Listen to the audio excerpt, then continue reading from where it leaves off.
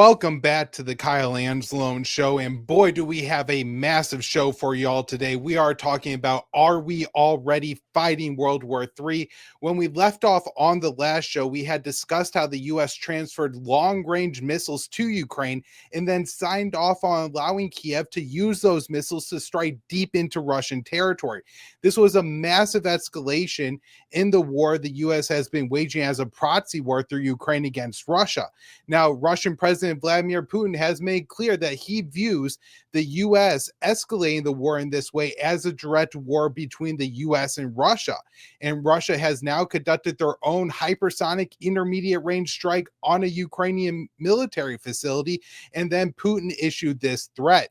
We considered ourselves entitled to use our weapons against the military facilities of those countries that allowed their weapons to be used against our facilities.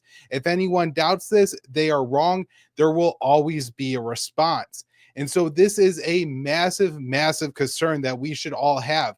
Russia is now saying that they are willing to and able to target the military facilities of countries that are enabling long-range strikes into Russian territory. Now, this is all being done, of course, in Joe Biden's lamed-up presidency. He was thrown out of office by, or at least his vice president, by the American people, who said they want no more of this. That was one of the few differences between Donald Trump and Kamala Harris on the campaign trail. Is Trump, even if he can't do it, he says he wants to end this war in one day, and Kamala Harris promised it would just go on for eternity. So with all those escalations occurring last week, what more could we do to escalate tensions? Well, there was this massive story that dropped in the New York Times right at the end of last week, almost like they were trying to sneak it past the American people. But I actually did write this up for antiwar.com.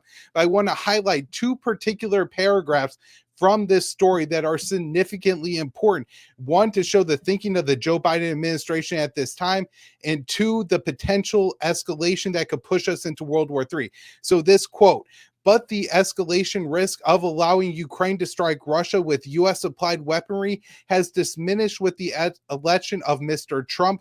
Biden administration officials believe, calculating that President Putin of Russia knows he has to only wait 2 months for the new administration. Mr. Trump is believed to view Russia more favorably, and his choice of director of national intelligence, Tulsi Gabbard, has often repeated Kremlin talking points." And so this is an example of the Biden administration essentially being high on their own supply. They have cooked up this narrative in their heads that Donald Trump not only is the root of all evil, but is also a puppet of the Kremlin and President Putin.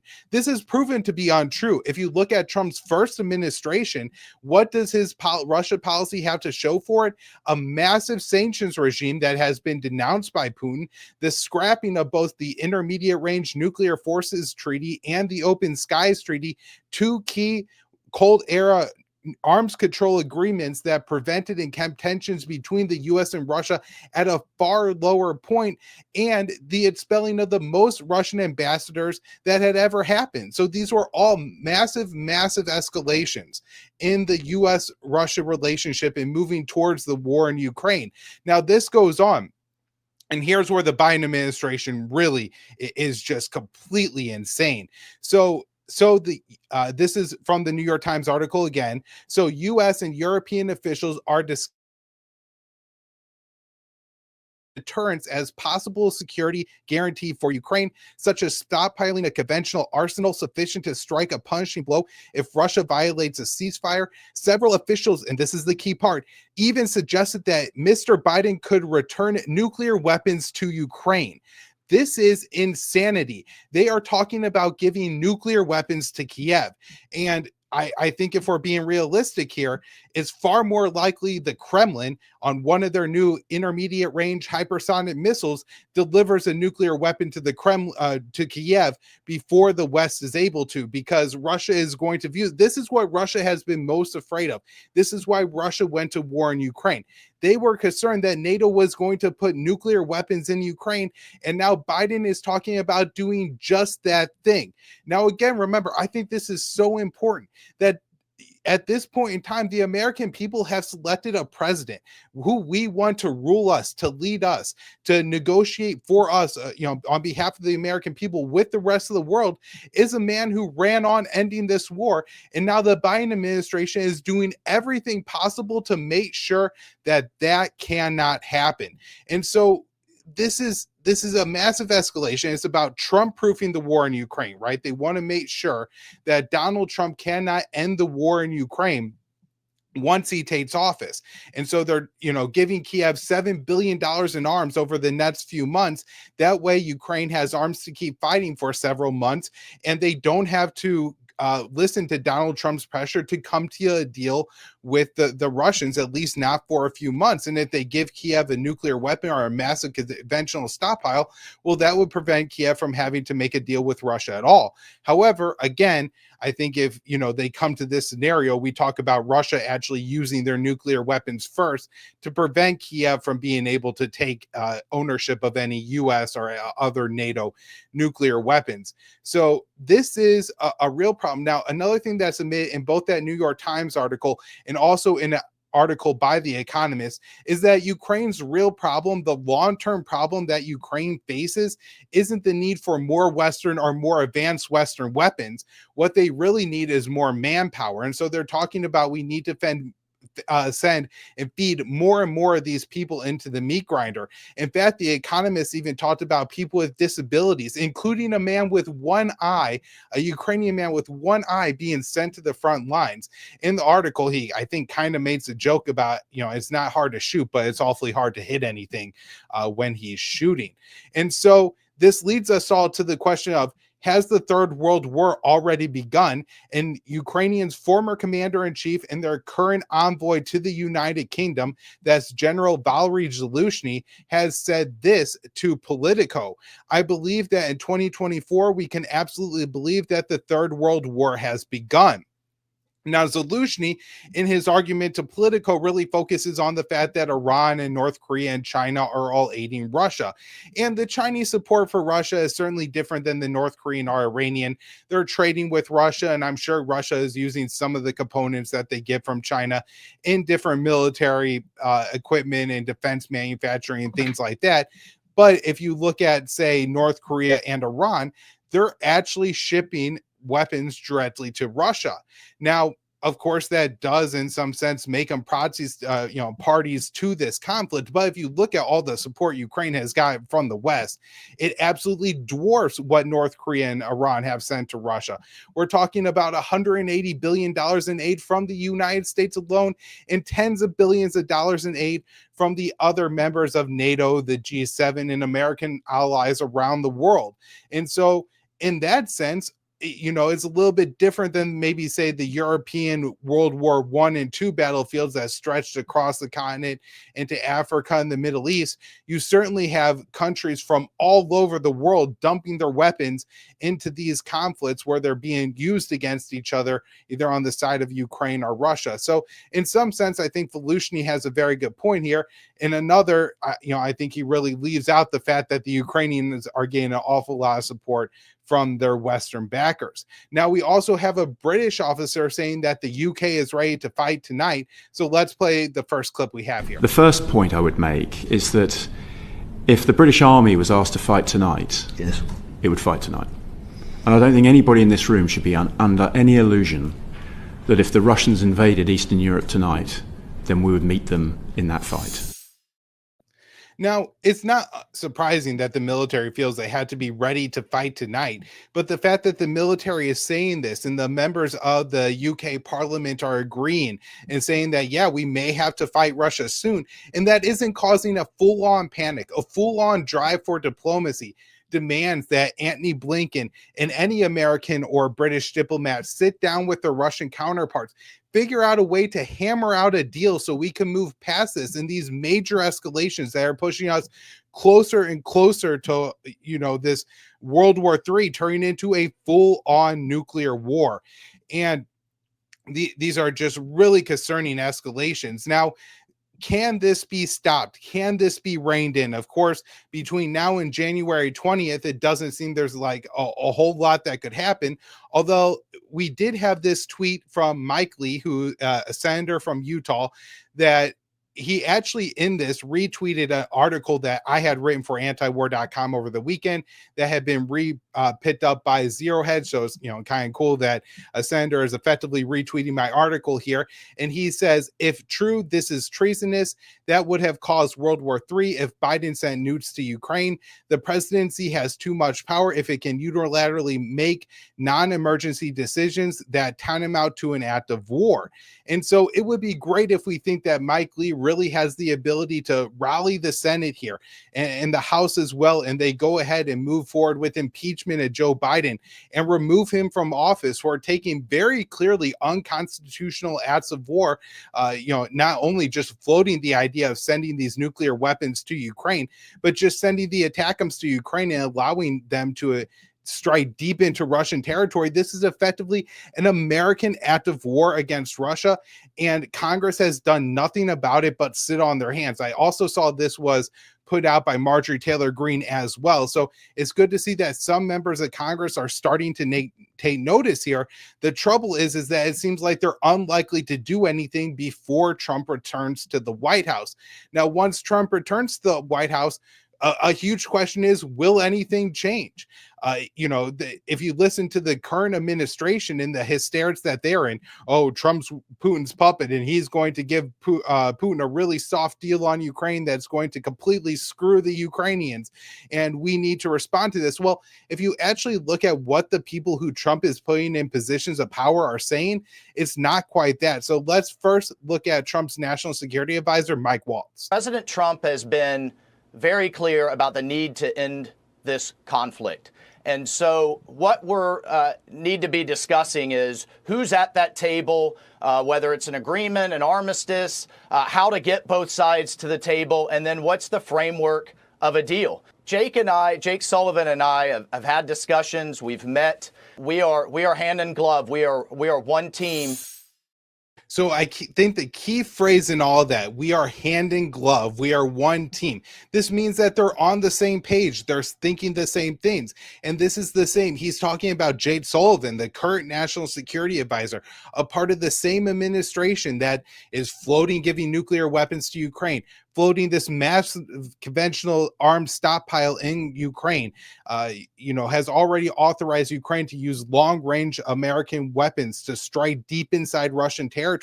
If we're all on the same page on that, what's going to change? And if we look at this next clip from Sebastian Gorka, who's going to be the director of national security policy in the upcoming White House, you will see that what MikeWaltz says there, that the coming administration's policy is going to be hand in glove with the previous administration, makes an awful lot of sense. So I'll give one tip away that the president has mentioned. He will say to that murderous former KGB colonel, that thug who runs the Russian Federation, you will negotiate now, or the aid that we have given to Ukraine thus far will look like peanuts. That's how he will force those gentlemen to come to an arrangement that stops the bloodshed.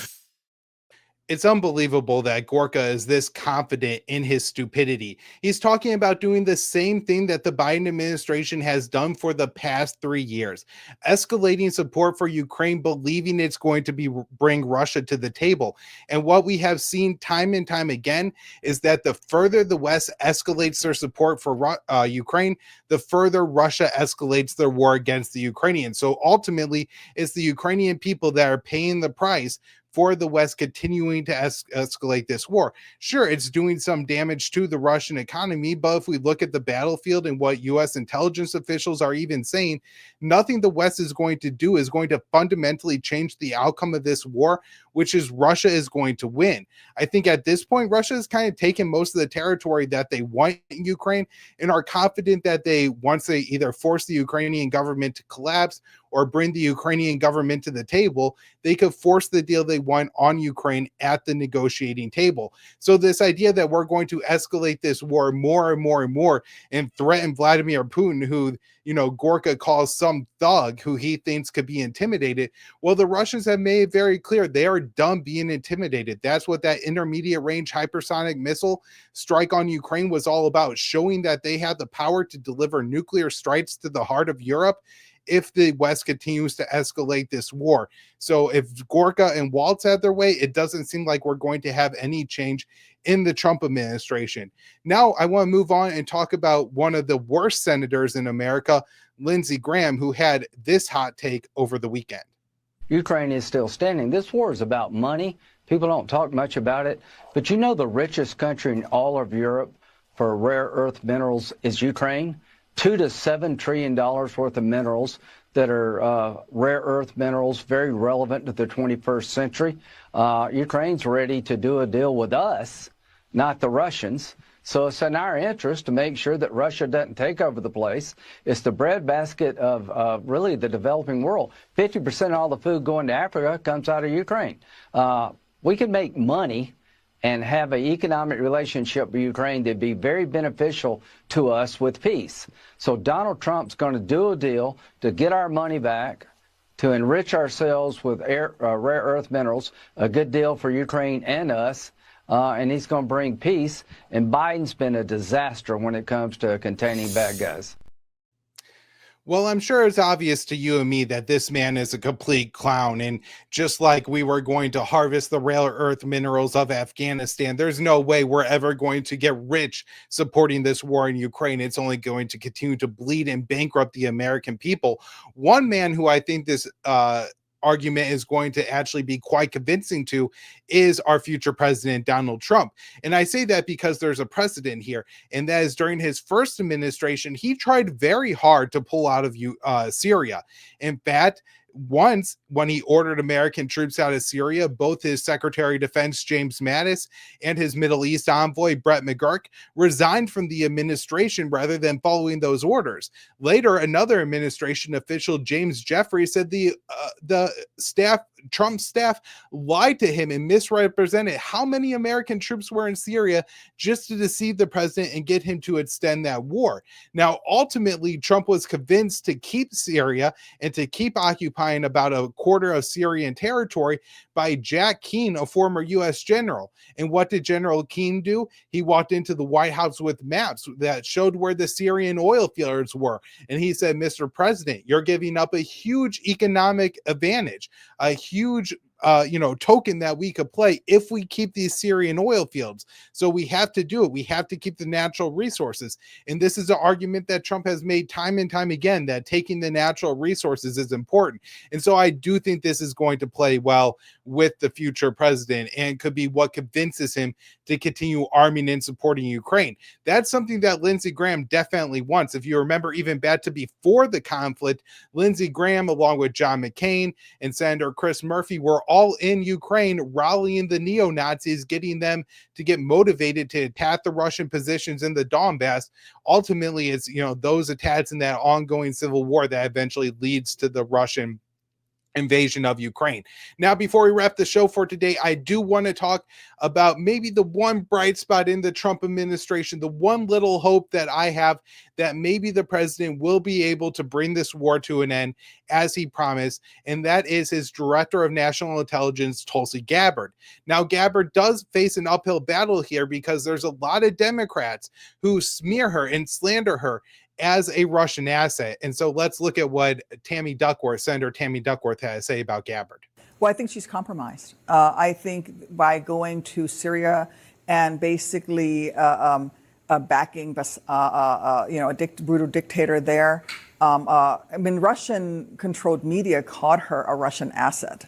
So I do think that we have a real deep concern whether or not she's a compromised person. And frankly, the U.S. intelligence committee, the U.S. intelligence community has identified her as having troubling relationships with America's foes. And so my worry is that she couldn't pass a background check.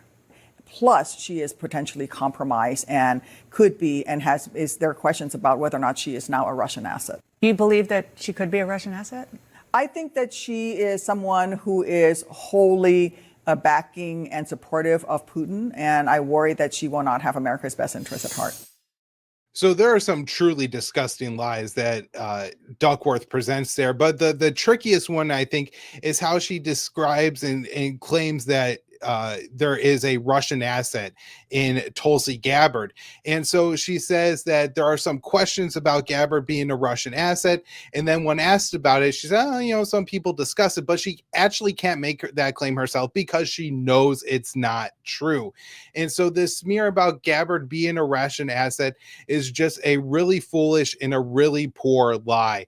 And it's going to continue to be brought up because they know she is the one person that might be able to end the war in Ukraine and to help Trump accomplish that. She's a part of his national security team. She really believes this is an unnecessary proxy war. And so let's hope Gabbard has the president's ear and convince them to bring this thing to a close. But it's looking like the Hawks are going to have a lot of sway in the upcoming Trump administration. Everybody, thank you so much for tuning into the show, and we'll be back with more next time.